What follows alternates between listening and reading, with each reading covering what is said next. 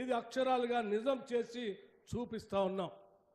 ఎవరైనా zero bill రాక తెల్ల రేషన్ కార్డు ఉండి 200 యూనిట్ లోపల ఉంటే కూడా ఎవరైనా మిగిలిపోతారేమో, అటువంటి వాళ్ళు కూడా మిగిలిపోకూడదని రాష్ట్ర ముఖ్యమంత్రి రేవంత్ రెడ్డి గారు, రాష్ట్ర మంత్రివర్గం అందరూ కలిసి ఒక నిర్ణయం తీసుకున్నారు. ప్రజల పాలన పెట్టిన అప్లికేషనే కాదు, ఇది నిరంతరం జరిగే ప్రక్రియ.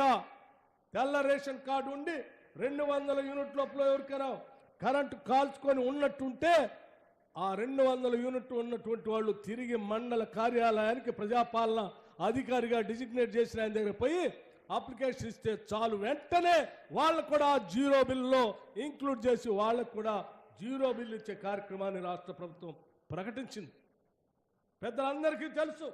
అయినా కావాలని కాంగ్రెస్ ప్రభుత్వాన్ని విమర్శించే కార్యక్రమం కోసం చేసే కుహనా శక్తులకి చెప్తా ఉన్నాం. మణుగూరు శాసనసభ నియోజకవర్గం నుంచి అయ్యా, మేము ప్రకటించింది ప్రజల కోసం, పేదల కోసం, సంపదను పెంచుతాం, ప్రజలకు పంచుతామని చెప్పాం. బరాబర్ ప్రజలకి పంచుతాం. మీరు అడ్డం చెప్పినా, అప్పులు చేసి మాకు ఇబ్బందులు పెట్టినా మేము పంచే కార్యక్రమాన్ని ఆపమనేది మాత్రం చాలా స్పష్టంగా చెప్పదలుచుకున్నాం. అందుకే ఈరోజు ఇన్ని ఇబ్బందులున్నా పేదలందరికీ ప్రతి శాసనసభ నియోజకవర్గంలో 3500 ఇళ్ళు, ఇందిరమ్మ ఇళ్ళు ఈరోజు భద్రాచలం శ్రీ సీతారామ చంద్రస్వామి సన్నిధిలో ఇవాళ ప్రకటించి రాష్ట్ర వ్యాప్తంగా అందరికీ ఇల్లు ఇచ్చే కార్యక్రమాలు మొదలుపెట్టాం. మిత్రులారా, ఆలోచన చేయండి. ఈరోజు ఇదే పినపాక శాసనసభ నియోజకవర్గం కాంగ్రెస్ కంచుకోటగా ఉన్నటువంటి నియోజకవర్గం. గత శాసనసభ ఎన్నికల్లో కూడా ఇక్కడ కాంగ్రెస్ పార్టీ అభ్యర్థిని గెలిపిస్తే సిగ్గు లేకుండా పార్టీని మారి, పార్టీని అమ్ముకొని టీఆర్ఎస్ పార్టీలో చేరితే చివరికి పార్టీలో చేరటమే కాదు, తల్లి లాంటి కాంగ్రెస్ కార్యాలయాన్ని కూడా టీఆర్ఎస్ పార్టీకి దఖలు చేస్తే నీకు బుద్ధి చెప్తామని చెప్పి ఈ శాసనసభ నియోజకవర్గ ప్రజానికం, కాంగ్రెస్ కార్యకర్తలు భారీ ఎత్తున ఇక్కడ కాంగ్రెస్ అభ్యర్థిని గెలిపించి టీఆర్ఎస్ పార్టీకి బుద్ధి చెప్పారు. రేపు రాబోయే ఎన్నికల్లో కూడా మీరు 10 ఏళ్ళు పరిపాలన చేసి డబుల్ బెడ్రూమ్ ఇల్లు ఇస్తా అన్నారు, ఇవ్వలేదు. పోడు భూములు పంచుతా అన్నారు, పంచలేదు. ఇంటికో ఉద్యోగం ఇస్తా అన్నారు, ఇవ్వలేదు. ఏమీ చేయనటువంటి మీకు ఇప్పటికే శాసనసభ ఎన్నికల్లో బుద్ధి చెప్పారు.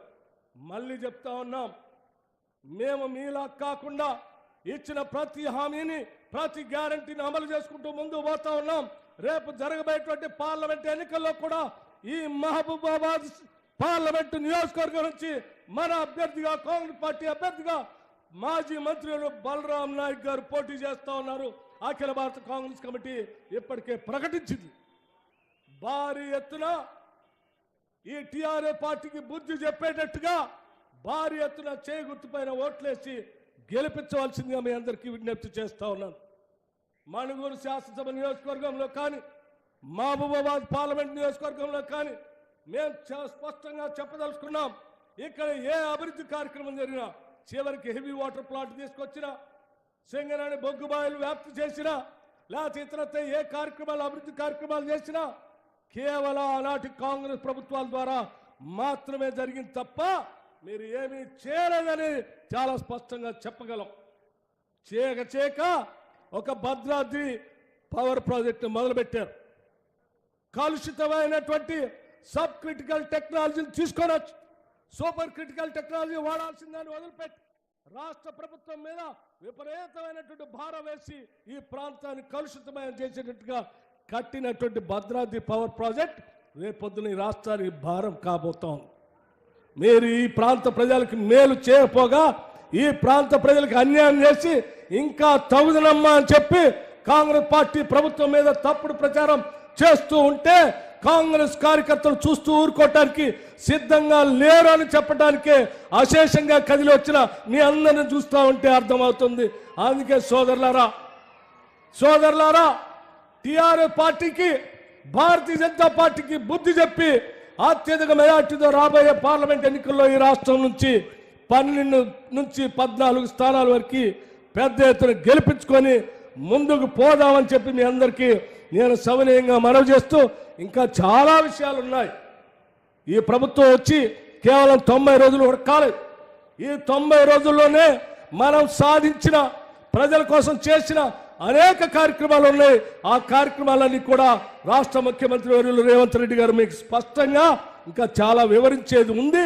వారు వివరిస్తారని మీ అందరికీ సవినయంగా మనవి చేస్తూ కార్యక్రమానికి వచ్చినట్టు మీ అందరికి కూడా మరొకసారి నా హృదయపూర్వకమైనటువంటి ధన్యవాదాలు తెలియజేస్తూ సెలవు తీసుకుంటాను.